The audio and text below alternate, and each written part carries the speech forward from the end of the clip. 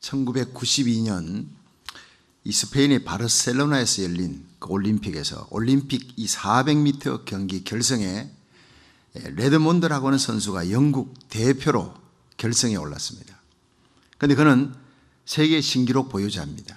그리고 가장 유력한 우승 후보였다고 합니다. 그런데 경기가 시작되어 총소리가 울리자 레드몬드 선수가 빠르게 출발했습니다. 그런데 250m 지경을 통과할 때 갑자기 근육이 파열되면서 주저앉아 버렸습니다. 그렇지만 안간힘을 쓰며 다시 일어나서 깨금다리로 절뚝절뚝 절면서 고통스럽게 뛰고 있습니다. 이미 모든 선수들은 쫙 앞장서 갖고 그냥 절뚝절뚝 고통스럽게 뛰고 있는데 관중석에서 한 남자가 뛰어내려왔습니다.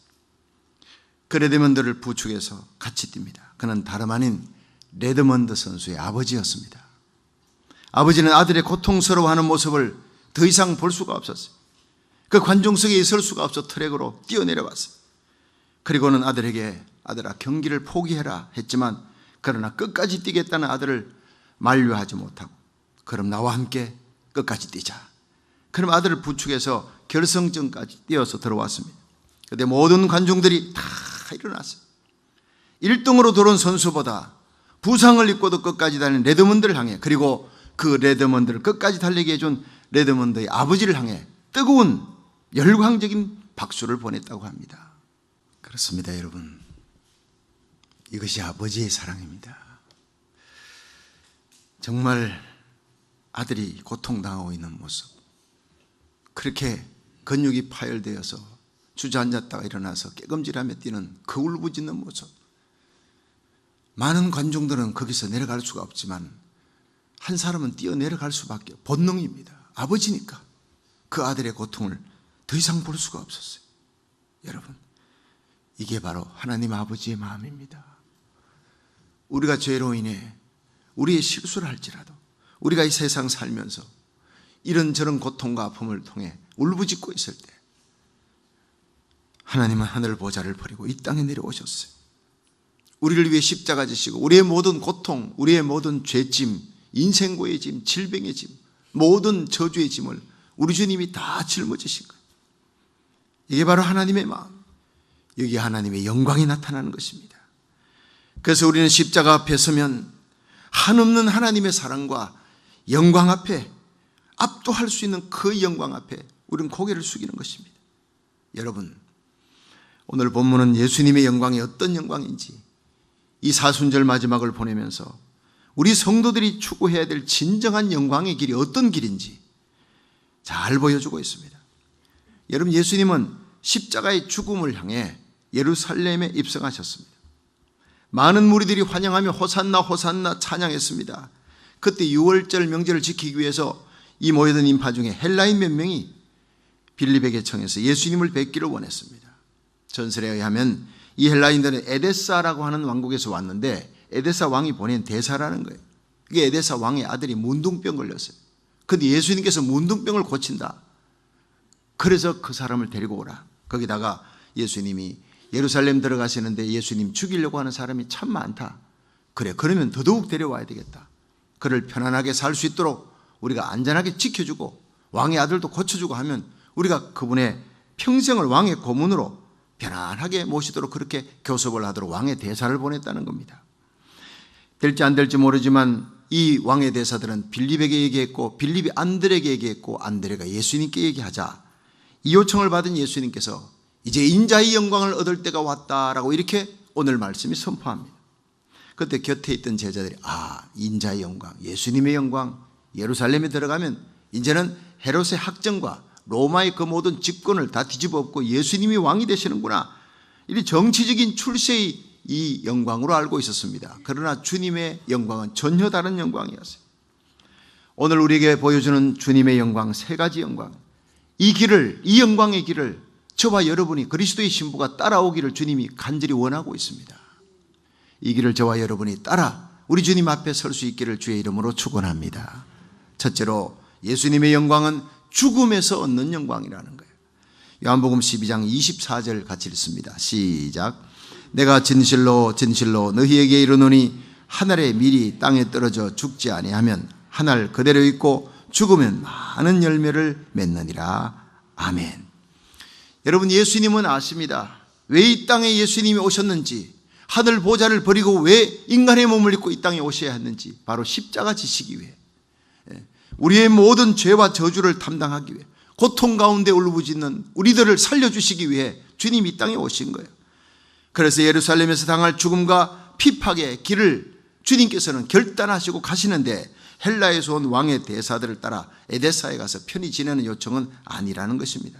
하나님 뜻이 아니라는 겁니다. 하나님의 뜻은 십자가 지는 것이라는 거예요. 거기에 하나님의 영광, 구세주의 영광이 있다는 것입니다. 그래서 하늘의 미랄이 되겠다 말씀하십니다. 여러분, 하늘의 미랄이 땅에 떨어져 죽지 않으면 하늘 그대로 있고 죽으면 많은 열매를 맺느니라. 예수님 말씀입니다. 미랄은 비록 조그마한 씨앗이지만 그 속에 생명이 있습니다.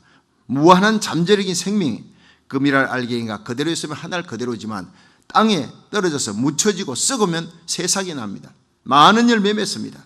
이것이 바로 하늘 보좌를 버리고 천사들의 경배와 영광을 버리고 하나님이신 예수 그리스도께서 인간으로 성육신하셔서 십자가에 달려 죽으셔야 하는 그 하나님의 성품을 얘기하고 있는 것입니다.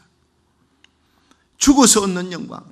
그래서 빌립보서 2장 6절에 보면, 그는 근본 하나님의 본체시는 하나님과 동등됨을 취할 것으로 여기지 아니하시고 오히려 자기를 비어 종의 형체를 가져 사람들과 같이 되었고 사람의 모양으로 나타나셨으며 자기를 낮추시고 죽기까지 복종하셨으니 그 십자가의 죽으심이라 했어요. 예수님의 영광은 십자가의 영광, 하늘의 미랄의 영광, 하늘의 미랄처럼 죽어 새싹이 나듯 부활하심으로 수많은 인류를 죄와 죽음과 마귀의 그 모든 권세, 지옥의 권세에서 건져내고자 하는 그런 죽음에서 얻는 영광이 바로 예수님의 영광이에요. 저와 여러분이 하나님의 백성이 이 길을 따라오기를 주님 원하고 있습니다. 서울 한강 인도교에 놓인 중지도에 하늘 향해 엄지손가락을 이렇게 치켜 세우고 있는 동상 하나가 있습니다. 여러분 아마 한국 가면 보셨을 거예요. 이원동 상사의 동상입니다. 1966년 2월 4일 이원동 중사가 부하들과 함께 비행기에서 고공 낙하 훈련, 공수특정단이니까 뛰어내렸습니다. 병사들이 차례로 뛰어내려서 막 그냥 낙하산 펴고 내려가는데 한 병사가 뛰어내렸는데 그만 중심을 잃고 회전하기 시작하는 거예요. 그대로 두면 죽는 겁니다. 그래서 자기 부하인 이 병사를 살리기 위해 이원동 중사가 뛰어내려서 그 병사에게 사선을 꺾고 날아갔어요. 그 병사의 낙하산을 펴주는데 그 와중에 자기 오른편 팔이 부러집니다. 이원동 중사가 이제 자신의 낙하산을 펴려고 할 때는 이미 때가 늦었어. 지상과 너무 가까운 거리에 그만 차가운 한강 얼음에 추락했어요. 죽었습니다. 자신의 죽음으로 부하를 살린 위대한 상사예요. 그래 이 놀라운 사랑을 기념해서 동상을 세웠고 수많은 사람들이 그 동상을 지나갈 때마다 이원동 중사의 죽음을 통해서 얻는 영광 생각하면서 감동하는 거예요. 여러분 이것이 바로 죽음으로 얻는 영광입니다. 영원한 영광. 세상 사람들은 길을 쓰고 올라갑니다. 이긴 자의 영광, 지배자의 영광, 섬김 받으려는 영광의 자리. 길을 쓰고 돈을 모으고 공부를 해서 올라갑니다. 자기 영광을 누리려고 하는 자리는 지금 만원이 되어 있습니다. 그러나 우리 주님은 진정한 영광이 무엇인지 오늘 보여줍니다. 가장 큰 영광의 자리, 하나님의 영광의 자리, 그것은 십자가의 죽음을 통한 영광이라는 것. 이 영광의 자리에 주님은 우리와 함께 앉기를 원하는 줄로 믿으시기 바랍니다. 그 길은 십자가를 통해서만 얻는 거예요. 여러분 예수님의 영광은 죽음에서 얻는 영광이에요. 우리 성도들에게도 주어지는 그 십자가, 각기각기의 십자가가 바로 자기 죽음의 길입니다. 내게 십자가가 주어질 때 예수님 때문에 당하는 고난, 그 억울함, 그 고통, 그것이 바로 영광의 길인 줄 아시고 감사함으로 그 영광의 길을 끝까지 따라가시기를 주의 이름으로 축원합니다. 두 번째, 예수님의 영광은 버림으로 얻는 영광이에요. 우리 요한복음 12장 25절 같이 읽습니다. 시작. 자기 생명을 사랑하는 자는 잃어버릴 것이요 이 세상에서 자기 생명을 미워하는 자는 영생하도록 보존하리라. 아멘. 여러분 여기서 자기 생명을 미워한다 이게 뭡니까? 예수님보다 더 사랑하지 않는다는 것입니다. 여러분 자기 생명을 미워하는 사람이 세상에 어디 있습니까? 내 이웃을 내 몸같이 사랑하라. 내가 나를 사랑하는 만큼 내 이웃도 그만큼 사랑하게 되어 있는 거예요. 자기 자신을 자학하는 사람이 남을 사랑할 수가 없습니다. 그런데 예수님이 자기 생명을 미워하라고 한 것은 주님보다 내 생명을 더 사랑하지 말라는 것입니다. 주님을 위해서라면 어떤 귀한 것도, 내 생명같이 귀한 것도 버릴 수 있어야 되는 것입니다. 신구약 성경에서 하나님이 기억하는 사건이 있습니다. 구약 창세기 22장에 아브라함이 이삭을 모리아에서 바친 사건이. 네. 또 신약 마가복음 14장에 베다니 문둥이 시몬 집에서 예수님 앞에 발 앞에 엎드려서 그에게 무릎 꿇고 옥합을 깨뜨리는, 머리털 풀어 그 주님의 발을 적시고 눈물로 그 발을 그리고 씻기고 입 맞추던 그 마리아. 여러분, 이 두 사건이 성경 속에 길이길이 빛납니다. 왜냐? 가장 귀한 것을 바쳤기 때문입니다. 여러분, 아브라함이 이삭을 바쳤습니다. 그런데 그 사건이 1000년 후에 다윗이 역대상 21장에 인구 계수하다가 교만해서 하나님보다 더 의지하던 인구 계수, 하나님께 징계를 했습니다. 하루에 7만 명의 백성이 죽어갑니다. 하나님께 회개하니까 하나님이 갓 선지자를 통해 오르단의 타작마당에 번제를 드리라 해서 번제를 드렸더니 재앙이 그쳤더라 했어요. 그런데 나중에 알고 보니까 그 오르단의 타작마당이 다윗의 때로부터 1000년 전에 올라가 보니 아브라함이 이삭을 바친 그곳이었습니다. 세상 사람들은 그곳이 아브라함 이삭을 바친 모리아산 번제단이라는 것을 아무도 모릅니다. 1000년이 지났으니까 오르단의 타작마당으로 바뀌었습니다. 그러나 하나님은 그 사건을 결코 잊지 않는 거예요. 세월이 1000년이 지나도 그 감동, 아브라함이 100세에 난 아들을 하나님 바치라니까 바쳤던, 바칠 수 없는 아들을 바쳤어. 하나님이 기억하시고, 기브온에 제단이 있어요.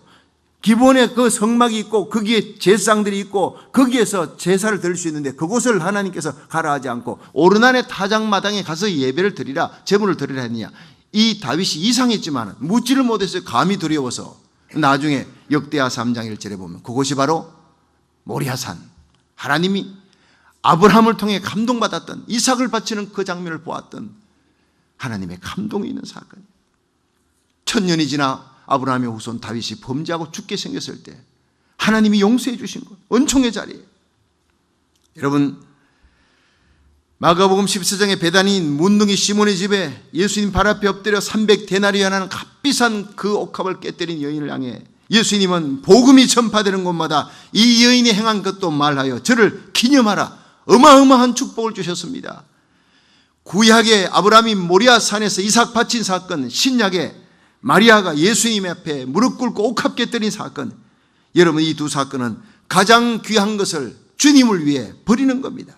예수님은 오늘도 자기를 버리는 자, 가장 귀한 것을 주님께 바치는 자, 주님과 함께 영광의 자리에 앉히시는 분인 줄로 믿으시길 바랍니다. 제가 어릴 때 아주 감명 깊게 들었던 얘기가 있습니다. 인도의 성자 선다싱의 이야기입니다. 그가 어느 날 히말라야 산에 눈이 잔뜩 덮였는데 친구와 함께 그 잔뜩 덮인 눈길을 이제 넘어서 다음 마을로 전도하기 위해서 갑니다. 그런데 가다 보니 어떤 사람이 이 눈보라 속에 쓰러져 가지고 이 동사 직전이에요. 같이 데려가자, 여기 있으면 죽을 것 같다. 이 사람이. 이 친구가 무슨 소리 하냐, 이 사람 데려가다 지금 우리도 죽는다, 둘 다 죽는다, 두고 가자. 옥신각신하다가 친구는 그럼 네가 데려와라, 나는 그냥 가겠다 하고 그냥 간 거예요. 선다싱은 도저히 그냥 갈 수가 없어서 그 죽어가는 사람을 덜쳤고 땀을 뻘뻘 흘리면서 그냥 사력을 다해 산을 넘었습니다. 이제 저기 마을 입구가 보입니다. 이제 살았구나 하고 도착하는데 갑자기 넘어진, 걸려서 넘어졌는데 보니까 그 눈에 덮여있는 속에 한 사람의 시체가 있었습니다. 보니 바로 자기 친구예요. 혼자 살겠다고 냅다 가버리던 그 친구가 마을 입구에서 쓰러져서 동사에서 죽어 있었던 겁니다. 그러나 죽어가는 자를 살리기 위해 등에 업고 가던 선다싱은 땀과 열을 내고 등을 비비고 가는 동안에 죽어가던 자도 체온이 뜨거워져서 둘 다 살았다는 그런 얘기입니다. 제 기억에 평생에 잊을 수 없는 얘기예요. 여러분, 주님이 말씀하셨습니다. 자기 생명 사랑하는 자는 잃어버릴 것이요, 이 세상에서 자기 생명을 미워하는 자는 영생하도록 보존하리라. 할렐루야. 예수님의 영광은 버림에서 얻는 영광이었습니다. 주님의 발자취를 따라가는 우리 성도들, 우리 교회, 주님을 위해 나의 가장 귀한 것을 버림으로 주님과 함께 영광의 자리에 오를 수 있기를 주의 이름으로 축원합니다. 마지막 세 번째, 예수님의 영광은 섬김으로 얻는 영광입니다. 우리 함께 요한복음 12장 26절 읽어봅니다. 시작. 사람이 나를 섬기려면 나를 따르라. 나 있는 곳에 나를 섬기는 자도 거기 있으리니 사람이 나를 섬기면 내 아버지께서 저를 귀히 여기시리라. 아멘. 여러분, 역사가 토인비가 이런 말을 했습니다. 역사는 지배적인 소수와 창조적인 소수 둘이 있는데 남을 지배하고자 하는 소수가 역사를 지배할 때는 역사는 언제나 절망이었다. 피비린내 나는 전쟁이었고 어둠이었다.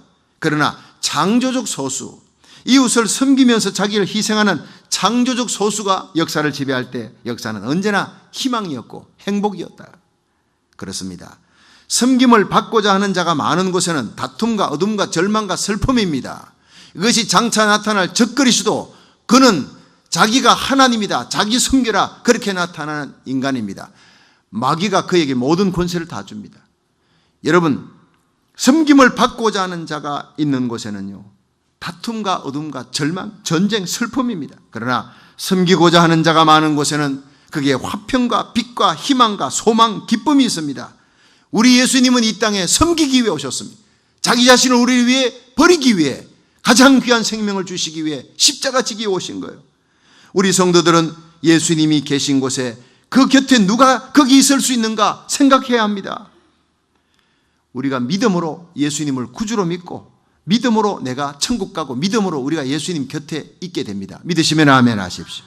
그런데 그 믿음이 뭡니까? 믿음의 열매가 섬김입니다. 사랑입니다. 소망입니다. 예수님 말씀하셨습니다. 나 있는 곳에 나를 섬기는 자도 거기 있으리라. 사람이 나를 섬기면 내 아버지께서 저를 귀히 여기시리라. 너무나 귀한 말씀. 테레사 수녀가 인도의 캘커타에서 길거리에서 헐벗고 굶주리는 자에게 죽어가는 그들에게 양식과 돈을 주었어요.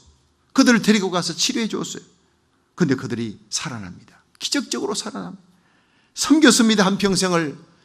이미 하늘나라에 갔지만은 그녀는 금세기 가장 위대한 여성으로 노벨 평화상을 받았고 어디 가든 존경받는 인물로 살아있을 때 그렇게 추앙받았지만 죽어서도 테레사 수녀는 섬김의 모델로 하늘의 별같이 아름답게 빛나는 사람이에요. 예수님 태어나실 때 하나님이, 창조주가, 전능자이신 하나님이 이 땅에 태어나실 때 베들레헴 말구유에서 나셨어요. 목수의 아들로 나사렛에서 거기에서 살아나셨어요. 예수님도 역시 목수로 사셨습니다. 30세까지 목수의 그 험하고 어려운 목수일을 하셨습니다. 예수님이 계신 곳은 언제나 가난하고 병든 자, 세상에서 눌린 자, 소외된 자들이 그들의 친구였습니다. 예수님은 언제나 섬길 곳을 찾아다니셨습니다. 요한복음 4장에 보면 예수님께서 사마리아를 지나가시는데 수가성 우물가에 앉아, 제자들이 떡가지러 수가성에 갈 때 예수님이 우물가에서 앉아 피곤해서 거기 앉으셨다 했습니다. 그런데 한 여인이 예수님께 왔습니다. 물 좀 달라. 야, 이 물이 우물이 깊습니다. 유대인인데 어떻게 내게 얘기합니까? 예수님 뭐라 그러셨습니까? 내가 주는 물을 먹는 자는 영원히 목마르지 아니하리라. 나의 주는 물은 그 속에서 영생하도록 솟아나는 샘물이 되리라. 결국 이 여인이 예수님의 그 영원한 생수 마시게 됩니다. 예수님 메시아라 고백하고 사람 기피증에 걸렸던 이 여인이 수가성에 가서 많은 사람을 데리고 와서 예수님께로 인도하는 위대한 전도자가 됩니다. 요한복음 5장에 보면 유대인의 명절에 예수님이 예루살렘에 들어가셨는데 12 제자들은 그 오랜만에 예루살렘에 가니 갈릴리에 있던 그 시골 지역에 있던 사람들이 눈이 희둥그레지는 거예요. 예수님이 어디 계신지도 신경 안 쓰고 막 자기들 그냥 아이 쇼핑하러 다녀 정신이 없는 거예요. 그런데 예수님께서 베데스다 연못가에 홀로 가셨습니다. 거기는 간헐천에서 벌컥벌컥 물이 치솟아오르면 전설에 의해 물이 치솟아오를 때 제일 먼저 뛰어드는 사람 낳는다. 그 주위에 사람들이, 병자들이 얼마나 많고 병자들의 그 부모님, 친지들이 물이 치솟아오를 때 자기 사랑하는 이를 먼저 던지려고 기다리고 있는 거예요. 여러분, 그곳에 예수님이 가셨다는 거예요. 그 아픔과 눈물의 장소에. 그리고 그 가운데 가장 고통하고 있는 외로운 사람, 38년 된 병자. 네가 낫기를 원하느냐? 주님, 내겐 사람이 없습니다. I have no man. 38년 병자가 되어 누워있으니 가족들도 떠나버리고 친지도 다 떠나버리고 아무도 도와줄 자가 없어. 물이 치솟아 올라도 나는 들어갈 수가 없습니다. 나 혼자의 몸으로.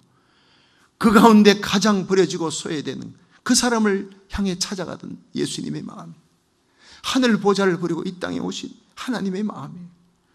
가장 외로운 곳, 주님은 한평생을 섬길 곳, 섬겨야 될 가장 고통스러운 사람을 향해, 외로운 사람을 향해 주님은 오늘도 다가가십니다. 여러분, 수가성 우물가의 여인을 찾아가셔서 세상 사람들의 손가락질 받는 그 여인을 위대한 전도자로 만드셨던 주님은 말씀하십니다. 사람이 나를 섬기면 내 아버지께서 저를 귀히 여기시리라. 여러분, 우리가 주님 곁에 서기 원합니까? 섬김의 자가 되어야 됩니다. 주님을 섬겨야 합니다. 교회가 주님이 주인 되신 교회, 주님의 영광을 드러내는 교회, 주님을 잘 섬기는 교회가 되면 주님께로부터 귀히 여김을 받게 될 줄로 믿으시기 바랍니다. 자기 영광이 아닌 주님의 영광을 위해 주님 앞에 무릎 꿇고 옥합을 깨뜨리는 그런 귀한 예배를 주님이 찾고 있다는 것입니다. 그럼 어떻게 이 땅에서 주님을 잘 섬길 수 있습니까?